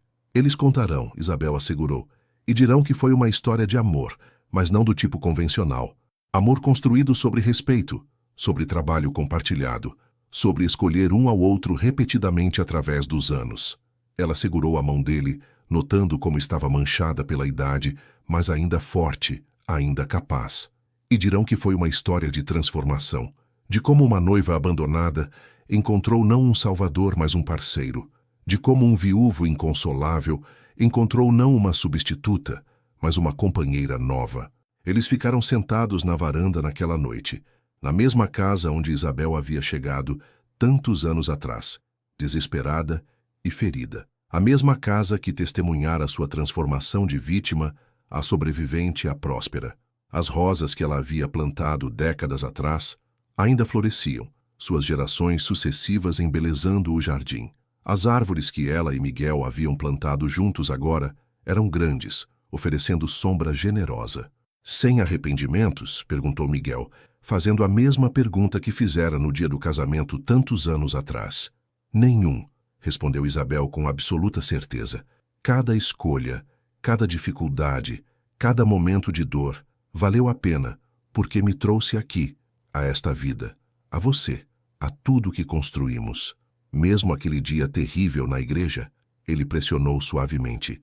Especialmente aquele dia, disse Isabel com convicção, porque foi o dia que me forçou a descobrir quem eu realmente era, sob todas as expectativas sociais. Foi o dia que comecei a jornada que me trouxe até você. Mais 5 anos passaram. Miguel começou a ter problemas de coração, episódios de dor no peito que os médicos diziam ser angina. Isabel cuidava dele com dedicação feroz, garantindo que tomasse seus remédios, que descansasse adequadamente, que não se esforçasse demais. Preciso de mais alguns anos, dizia ele às vezes. Quero ver Helena ter mais filhos. Quero ver João expandir a fazenda para aquela terra nova que estamos considerando. Quero mais tempo com você. Teremos o tempo que tivermos, respondia Isabel praticamente. E aproveitaremos cada dia. E aproveitavam. Pequenos momentos tornaram-se preciosos. Café da manhã juntos observando o nascer do sol. Caminhadas lentas pelo jardim. Visitas de filhos e netos que enchiam a casa de vida e barulho. Noites tranquilas lendo juntos, cada um com seu livro, compartilhando silêncio confortável. Foi em uma manhã de outubro, com o ar fresco e o céu azul brilhante, que Miguel não acordou. Isabel acordou ao lado dele e soube imediatamente. Havia uma paz em seu rosto que não estava lá na noite anterior, uma quietude absoluta. Ela se deitou ao lado dele mais uma vez, segurando sua mão já fria, permitindo-se alguns minutos privados antes de chamar os filhos, antes de começar o processo de despedida. Obrigada, sussurrou, por me encontrar quando eu estava perdida, por me amar como eu precisava ser amada, por construir esta vida comigo. Descanse agora, meu amor. Você merece descanso. O funeral foi grande. Miguel era respeitado na região. e pessoas vieram de propriedades distantes para prestar homenagem. Isabel ficou de pé, forte, recebendo condolências com graça. Doía, profundamente, mas era uma dor diferente da que sentira quando jovem. Não era a dor da traição ou humilhação. Era a dor limpa da perda legítima, de dizer adeus a alguém genuinamente amado. Enterraram Miguel na propriedade, em um lugar que ele havia escolhido anos atrás, sob uma árvore grande, onde ele gostava de sentar e observar os campos de café. Isabel plantou rosas ao redor do túmulo, as mesmas rosas que ele a ajudara a plantar décadas atrás. Até nos encontrarmos de novo, disse ela, tocando a lápide de pedra simples que carregava seu nome e as datas de sua vida. Cuidarei de tudo que construímos juntos. E cuidou. Isabel viveu mais 12 anos após a morte de Miguel, permanecendo ativa e envolvida com as propriedades até seus últimos dias. Ela viu mais netos nascerem, viu bisnetos chegarem, viu a família que ela e Miguel haviam criado expandir e prosperar. Suas mãos eventualmente ficaram muito artríticas para trabalhar na terra, mas ela ainda supervisionava, ainda aconselhava, ainda era a matriarca respeitada e amada. Aos 83 anos, durante um almoço de domingo com toda a família reunida, Isabel teve um derrame. Foi súbito, devastador. Ela sobreviveu 3 dias, tempo suficiente para despedidas. Seus filhos se revezavam ao lado de sua cama, segurando sua mão, contando histórias, garantindo que não estava sozinha. Seus netos vieram, alguns trazendo bisnetos que ela tocou com mãos trêmulas, abençoando silenciosamente. No terceiro dia, em uma tarde tranquila com sol entrando pela janela, Isabel abriu os olhos uma última vez. João e Helena estavam ao lado da cama. Não chorem, conseguiu sussurrar. Vivi plenamente, amei profundamente, fui amada verdadeiramente. É tudo o que alguém pode pedir. Então fechou os olhos e partiu, tão tranquilamente quanto Miguel havia partido, reunindo-se com o homem que a havia ajudado a se reconstruir tantos anos atrás. O funeral foi ainda maior que o de Miguel. Isabel havia tocado muitas vidas durante seus longos anos, ajudando mulheres jovens a começar seus próprios negócios agrícolas, compartilhando conhecimento livremente, sendo mentora e amiga para muitas. A igreja em São João del Rei estava lotada, com pessoas de pé nos fundos e espalhadas pelo pátio externo. Enterraram-na ao lado de Miguel, sob aquela mesma árvore grande. As rosas que ela havia plantado há décadas continuavam florescendo, gerações sobre gerações, cada primavera trazendo nova vida. João fez o elogio, contando a história de sua mãe com amor e respeito. Contou sobre a noiva abandonada que se tornou agricultora próspera, sobre a mulher ferida que aprendeu a confiar de novo, sobre a parceria que seus pais construíram, baseada não em paixão fugidia, mas em respeito duradouro. Minha mãe costumava dizer, concluiu João, que o dia mais terrível de sua vida foi também o dia que a libertou para se tornar quem realmente era, que ser abandonada no altar foi doloroso, mas foi também o empurrão que precisava para descobrir sua própria força, e que encontrar meu pai não foi sobre ser salva, mas sobre encontrar alguém que reconhecia e respeitava essa força. Ele olhou para o túmulo, onde seus pais agora descansavam lado a lado. Eles nos ensinaram que amor real não é sobre grandes gestos ou paixão dramática. É sobre acordar todos os dias e escolher o compromisso. É sobre respeito que perdura quando paixão diminui. É sobre construir algo duradouro através de trabalho conjunto e dedicação mútua. É sobre transformar feridas em sabedoria e sabedoria em legado. A família permaneceu no cemitério muito depois que os outros convidados partiram. Filhos, netos, bisnetos, todos reunidos em torno das 2 lápides simples. Helena ajoelhou-se e tocou a terra fresca sobre o túmulo de sua mãe. Ela sempre dizia que traições não precisam nos destruir, disse suavemente, que podemos escolher usar nossa dor para crescer em vez de encolher. Quero que meus filhos lembrem isso, que nossa família foi construída sobre essas fundações, sobre a recusa em ser definida por mágoas passadas. Os anos passaram, e a história de Isabel e Miguel tornou-se lenda familiar. Cada geração contava para a próxima sobre a bisavó que foi abandonada no altar e transformou humilhação em força, sobre o bisavô viúvo que encontrou amor de novo quando pensou que era impossível, sobre como eles construíram um legado que durou gerações, baseado em valores sólidos de trabalho, respeito e compromisso genuíno. A propriedade que Isabel havia herdado de sua avó, aquela pequena casa onde chegara desesperada e ferida, foi preservada como um memorial familiar. As gerações futuras visitavam, caminhavam pelos jardins que ela plantara, tocavam as ferramentas que ela usara, liam os diários que Miguel lhe dera e que ela preenchera com décadas de observações agrícolas e reflexões pessoais. Em um desses diários, preservado cuidadosamente, havia uma entrada do 50º aniversário de casamento de Isabel e Miguel. Ela havia escrito: 50 anos hoje. Quando olho para trás, vejo claramente como cada dor, cada dificuldade, cada momento de desespero foi necessário para me trazer até aqui.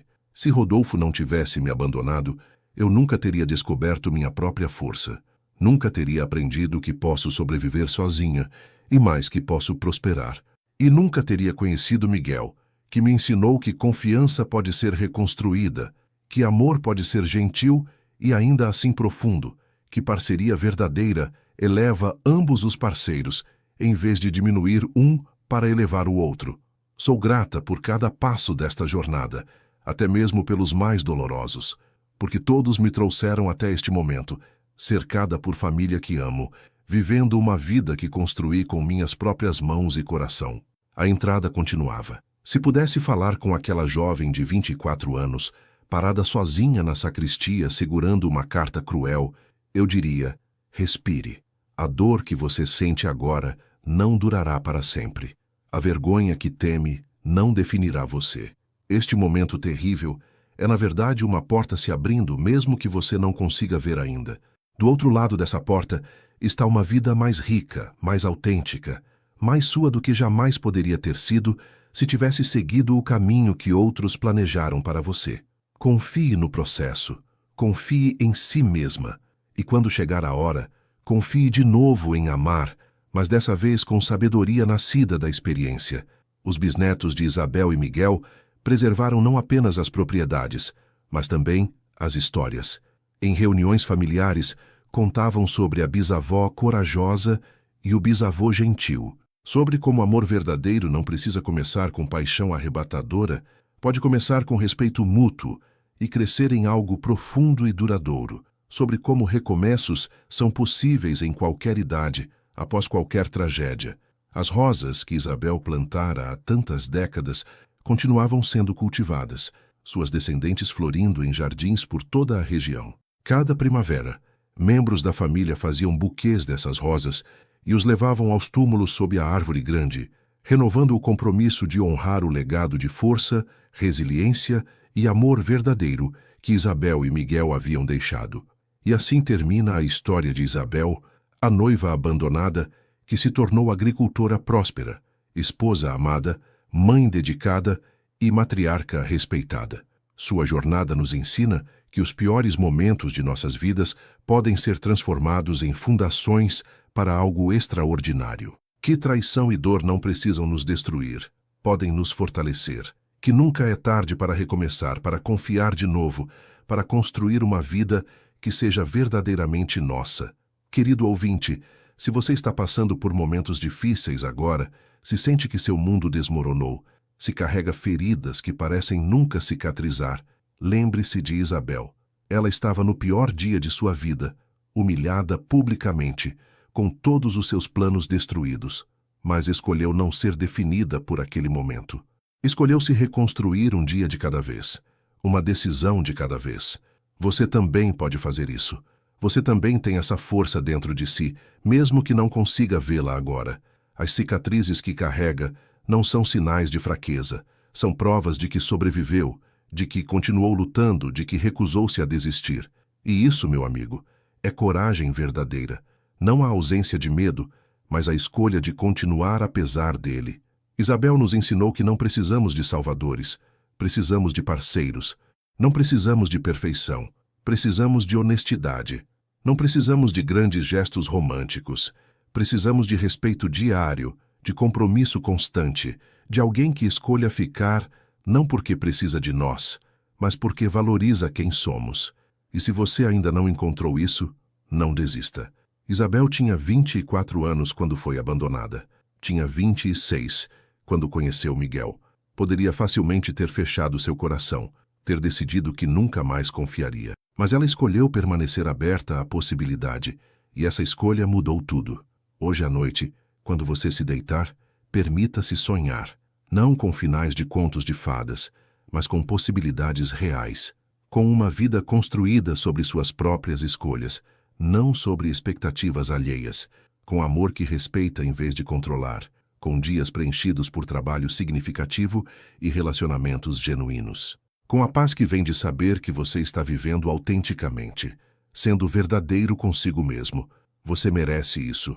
Você merece recomeçar quantas vezes forem necessárias. Você merece amor que o eleve. Você merece respeito. Você merece ser visto pelo que realmente é, em toda a sua complexidade e beleza imperfeita. E quando você encontrar alguém que veja tudo isso e escolha ficar, segure essa pessoa próxima, mas não tão próxima que você se perca. Porque o segredo de Isabel e Miguel foi que permaneceram duas pessoas completas, escolhendo caminhar juntas, não duas metades tentando formar um todo. Então, respire fundo, seque suas lágrimas, levante-se mais uma vez e saiba que sua história ainda está sendo escrita. O capítulo doloroso que você está vivendo agora não é o final. É apenas a parte onde você descobre exatamente quão forte você é. A parte onde você aprende lições que usará pelo resto da vida. A parte que anos depois, você olhará para trás e reconhecerá como o ponto de virada que o levou a tudo de bom que ainda está por vir. Se esta história tocou seu coração, deixe um comentário contando sua própria jornada de superação. Inscreva-se no canal para mais histórias que celebram força, resiliência e amor verdadeiro. Dê um gostei se acredita que recomeços são possíveis em qualquer idade. E compartilhe com alguém que precisa ouvir que não está sozinho, que a dor passa, que dias melhores esperam. Logo após este vídeo, você verá a recomendação de outra história especial, uma história de segundas chances e coragem silenciosa. Clique e continue esta jornada conosco, porque histórias como estas nos lembram de nossa própria força, de nossa capacidade de sobreviver e prosperar, de nossa resiliência humana fundamental. Obrigado por nos acompanhar até o final desta jornada com Isabel e Miguel. Que você carregue suas lições em seu coração e que encontre sua própria versão de recomeço, amor e paz. Até a próxima história. Até o próximo momento de inspiração. Até breve, querido amigo. E lembre-se sempre, você é mais forte do que imagina, mais resiliente do que acredita, e merece toda a felicidade que este mundo pode oferecer. Boa noite e que seus sonhos sejam de esperança renovada.